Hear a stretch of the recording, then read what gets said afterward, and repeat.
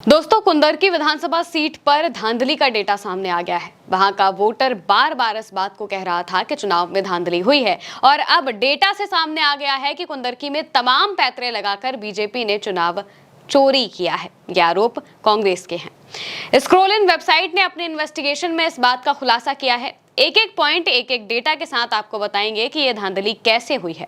दोस्तों, लोकसभा का चुनाव तो आपको याद ही होगा। उत्तर प्रदेश में बीजेपी की क्या हालत हुई थी। सपा ने 37 सीटें जीत ली थी और देश की तीसरी सबसे बड़ी पार्टी बन गई थी। लेकिन लोकसभा के कुछ ही महीनों बाद उपचुनाव हुआ था। इसमें कुंदरकी की सीट सपा हार गई थी, जो कि उसकी पारंपरिक सीट थी, यानी कि सालों से वहां पर सपा ही जीतती आ रही थी। यहां हमेशा से सपा की जीत रही और इसमें सबसे बड़ा फैक्टर मुस्लिम समाज का है। इस मुस्लिम बहुल सीट पर भाजपा के उम्मीदवार की बड़ी जीत हुई थी, लेकिन जीत के पीछे वोटरों को डराने धमकाने के अलावा वोटर लिस्ट में हेराफेरी के संकेत भी मिले हैं। ये रिपोर्ट वोटरों के उन आरोपों की पुष्टि कर रही है जिनमें पुलिस की भूमिका और संदिग्ध वोटर स्लिप्स का भी जिक्र किया गया था। अब चुनाव आयोग के डेटा से साबित हो गया है कि इस चुनाव में भयंकर वोट चोरी हुई है।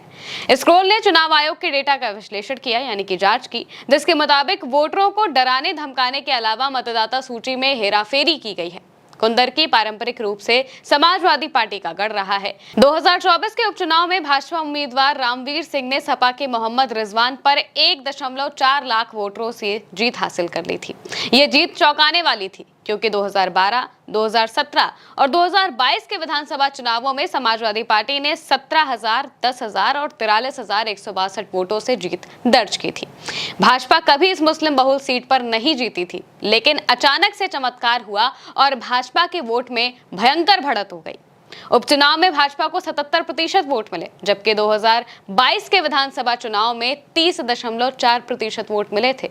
वहीं समाजवादी पार्टी को उपचुनाव में 11.5% वोट मिले, जबकि 2022 के विधानसभा चुनाव में 46.3% वोट मिले थे। इसके साथ ही मई 2024 के लोकसभा चुनाव में कुंदरकी में भाजपा को 32.5% वोट मिले, लेकिन मात्र 6 महीने बाद नवंबर 2024 के विधानसभा उपचुनाव में कुंदरकी में भाजपा को 76.7% वोट मिल गए। इतनी भयंकर बढ़त। बूथ स्तरीय आंकड़ों से पता चलता है कि मुस्लिम बहुल बूथों में भी भाजपा को लगभग 70% वोट मिले हैं, जो कि सवाल खड़े करता है, क्योंकि ये पूरी तरह से असमान है। जब लोकसभा चुनाव में केवल 2% मुस्लिमों ने भाजपा को वोट किया था, तो अचानक इतनी बड़ी संख्या में मुस्लिम समाज वोट क्यों देगा। कुंदरकी के हमीरपुर गांव में मतदान प्रतिशत लोकसभा के 70% से गिरकर उपचुनाव में 18.5% हो गया और भाजपा का वोट शेयर 17.6% से बढ़कर 84.1% हो जाता है। उपचुनाव में उन बूथों में मतदान ज्यादा रहा जहां लोकसभा चुनाव में भाजपा ने अच्छा प्रदर्शन किया था, लेकिन जहां पर भाजपा का प्रदर्शन कमजोर था, वहां वोटर ड्रामेटिकली गिरा है। अब यहां पर मालूम होता है कि वोट जोड़ने और काटने में धांधली की गई है। कैसे, बताते हैं। लोकसभा चुनाव से पहले मतदाता संख्या 4.19% तक बढ़ी थी।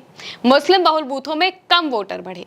लोकसभा चुनाव के बाद मतदाता संख्या 1.9% घटी और मुस्लिम बहुल बूथों में सबसे ज्यादा कटौती की गई। 90% हिंदू बूथों पर 4% मतदाता बढ़े, जबकि 90% मुस्लिम बूथों पर सिर्फ 1% ही मतदाता बढ़े। सरदार नगर गांव, जहां पर 73% मुस्लिम आबादी है, वहां पर 86% कटौती मुस्लिम वोटरों की हुई है। इसके साथ ही प्रशासन का इस्तेमाल कर चुनाव चोरी किया गया। मुस्लिम वोटरों ने उपचुनाव के दौरान बड़े पैमाने पर दमन का आरोप लगाया था। हमीरपुर गांव के निवासियों ने बताया था कि पुलिस ने उन्हें मतदान केंद्रों पर रोका, जबकि केवल हिंदू वोटरों को ही अंदर जाने दिया गया था। कई वोटरों का दावा है कि उनके आधार कार्ड चुनाव से पहले ही छीन लिए गए थे, जिससे वेरिफिकेशन मुश्किल हो गया। वोटर स्लिप्स नहीं मिली और जो मिली उन पर पुलिस ने सवाल उठाकर वोट डालने से रोक दिया। भाजपा कार्यकर्ताओं ने जो वोटर स्लिप्स बांटी थी, उन वाले वोटरों को ही बूथ में जाने की अनुमति मिली। ये सब कांग्रेस ने भी अपने अकाउंट से पोस्ट करके वोट चोरी पर सवाल उठाए हैं। लिखा है साफ है, चुनाव आयोग और नरेंद्र मोदी पूरे देश में वोट चोरी कर रहे हैं और इसी के आधार पर सरकार चला रहे हैं।